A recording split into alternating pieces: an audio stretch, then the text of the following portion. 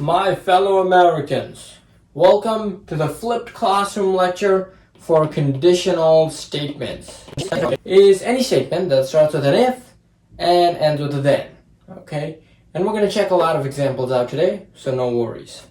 So let's go ahead and get started with some examples of conditional statements. First of all, remember that the format for a conditional statement is if something, then something. What's the first something? The first something is called a hypothesis. If you have a hypothesis, well, then you end with a conclusion. So if hypothesis, then conclusion. That's how conditional statements are framed. Now, what are some properties of conditional statements? Well, conditional statements are true always, okay? They're always true. They are always true, okay? Except for one case. There's one case when conditional statements can be false, okay? There's one case. And what is that case? Well, that case is when the hypothesis is true. When the hypothesis is true, but the conclusion is false, okay? And in fact, this is so important, it has a name. We call this a counterexample. So if a conditional statement has a counterexample, then it's false. Okay, great. Now, if you watched our previous videos, you might know that every statement is a logical statement, right? So for example, the sky is blue, that's a logical statement, at least if it comes from the right person. Now, let's say you have a statement, let's say you have a conditional statement. Well, that's some fat handwriting, but anyway, let's say you have a conditional statement like if P then Q. If I live in New York, then I'm an American.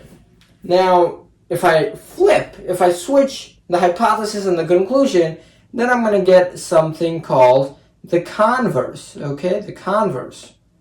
What's my hypothesis here? Well, let me highlight it, right? This is my hypothesis. If I live in New York. What's my conclusion? My conclusion is this.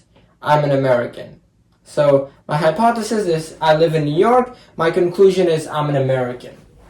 What about the converse? The converse happens when I flip things up. Are you ready for this? Are you ready? I'm going to say if I'm an American, then I live in New York. Then I live in New York, in NY, just to keep things short. And now let's see, what just happened. Well, what I did was I flipped the hypothesis and the conclusion, right? Now notice that my conclusion is what's up first, right? This is my conclusion if I'm an American. And my hypothesis is back here. It's back here. Let me use the same color.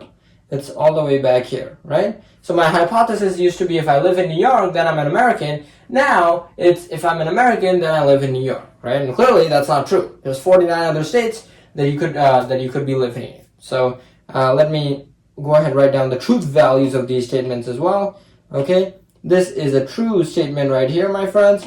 This right here, unfortunately, is a false one. Great. Let's take a look at the next one. What you have a conditional, you've got a converse. Now you can get even more spicy, as I like to say. We got conditional, we got converse. What's up next? Well, it's called the inverse. Okay, so what is the inverse? Well, let me show you. My conditional was if I live in New York, then I'm an American. The inverse sounds like this. If I don't live in New York, then I'm not an American. I'm not an American. Seems like I got to the max zoom level, but that's okay. Well, clearly that's false, right? I mean, you could live in Ohio and still be an American, right? You'd just be as American, right? So this is a false statement. This is a false statement right here. Big time false statement. Okay? So that's a conditional, that's a converse. The inverse, as you can see, what we did for the inverse is put in these don'ts. Okay? Instead of saying if I live in New York, I said if I don't live in New York.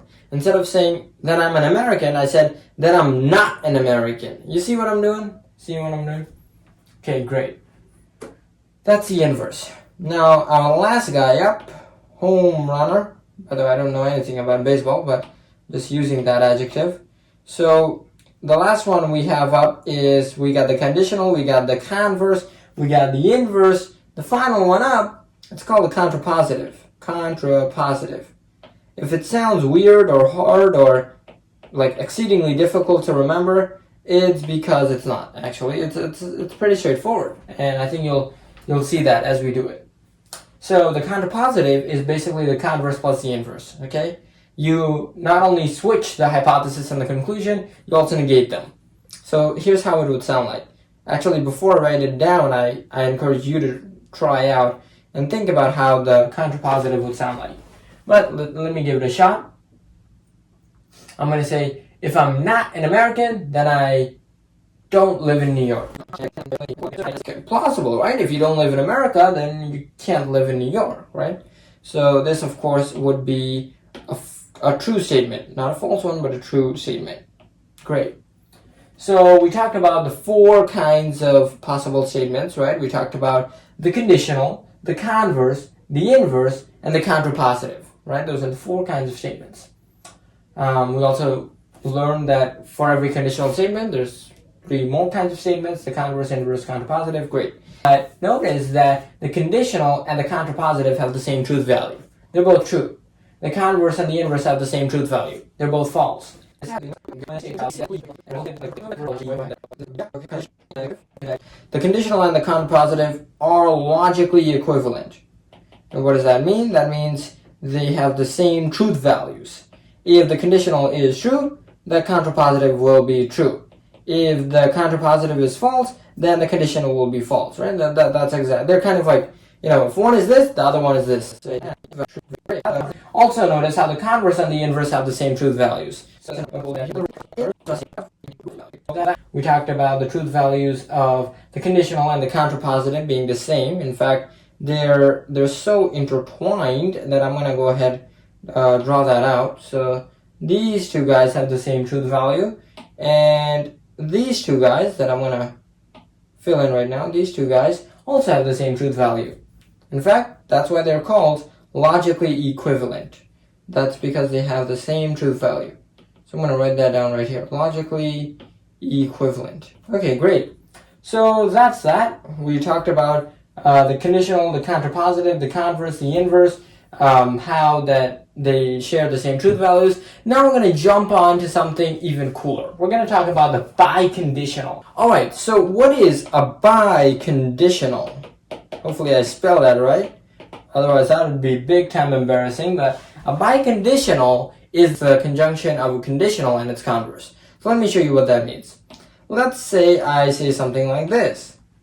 Okay, I'm going to write down my biconditional statement. So let's say we have a definition. Okay, we have a definition. And here's my definition. All right angles have 90 degrees. So all right angles have 90 degrees. Now, all definitions are reversible. So here's the converse of my definition. All 90-degree angles are right angles. So you see how the definition and the converse are switched up? So the definition says all right angles are 90 degrees. Converse says all 90-degree angles are right angles. Okay? Great. Now, if I add these guys together, not like literally, like add them, but if I add them together using the connector AND, then I get something called a biconditional. This right here forms something called a biconditional. And I'm going to write it out for you, so don't worry about that. Now, what does a biconditional look like in this case? Well, let's write it down. I'm going to zoom all the way in, and let's write it down.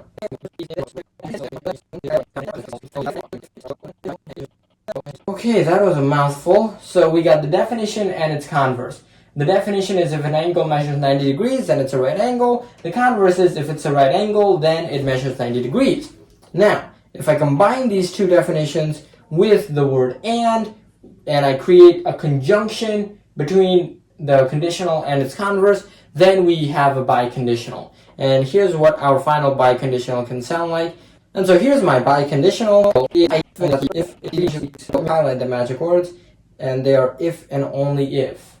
Okay, great. So that right there is our first biconditional statement. The magic words are if and only if. That's how you know you're dealing with a biconditional statement. And a biconditional statement is true if the hypothesis and the conclusion are both true, or if the hypothesis and the conclusion are both false. Now you might think, okay, if the hypothesis and conclusion are both true, that makes sense, right? Okay, so then the biconditional is true. But what if they're both false? That doesn't make sense, how the whole thing can be true. Well, here's how. If an angle is not right angles, then it doesn't measure 90 degrees. And so the biconditional still holds. Another way to say it is, I'll jump off a cliff if and only if you do. If you don't jump off, why should I bother? See? So in both cases, either the hypothesis and conclusion are both true or they're both false. Either way, the biconditional holds. Okay, so that's the biconditional. And the biconditional has some things you should remember about it. The biconditional is important because it emphasizes reversibility, right? And what do I mean by that? I mean, if you go back over here and you look at the biconditional, an angle is right if and only if it measures 90 degrees. You could say it the other way. An angle measures 90 degrees if and only if it's right? So you can switch it around. That's a fun part about it. So that's why it's called reversible. Okay, it has some reversibility to it. Great. So what's another thing you should know about these biconditional statements? Well, not only are they reversible, but they're written in this form, always. Okay, you'll have some fact, and then you'll have these words, if and only if. Remember, that's what I highlighted. And then you'll have a second fact, right? So these are the magic words right here, if and only if. That's the magic phrase. So the fact one is usually a term, like a right angle, and fact two is the defining characteristic about that term.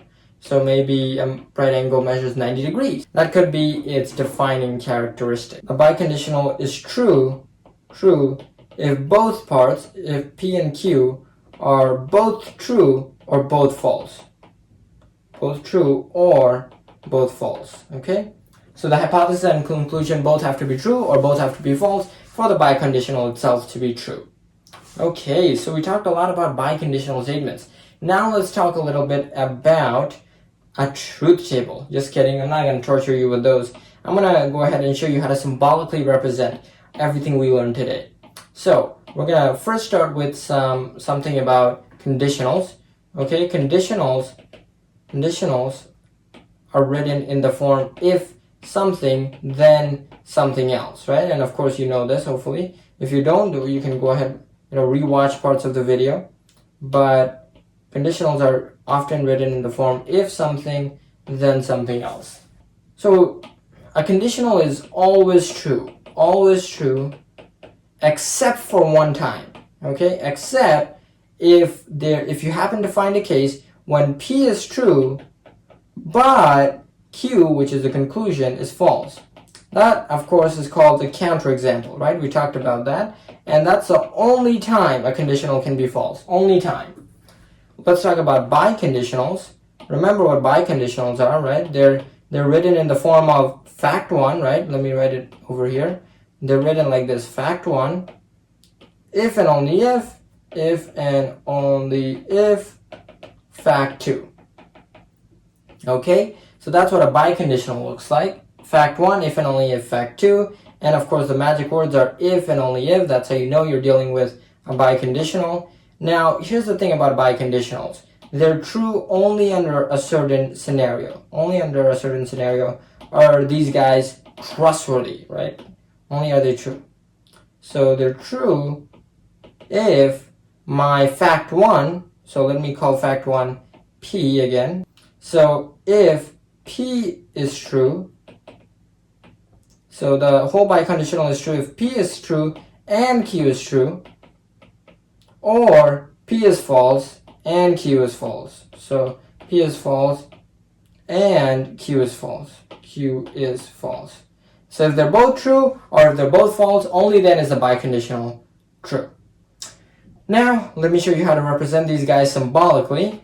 Okay, I'm gonna make a table right here. First thing we talked about today was conditional statements. Okay, you write them like this.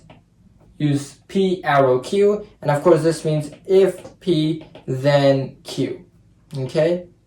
Next up, after conditional statements, we talked about their best friends, their cousins, and that was of course the converse. Let me use a different color here.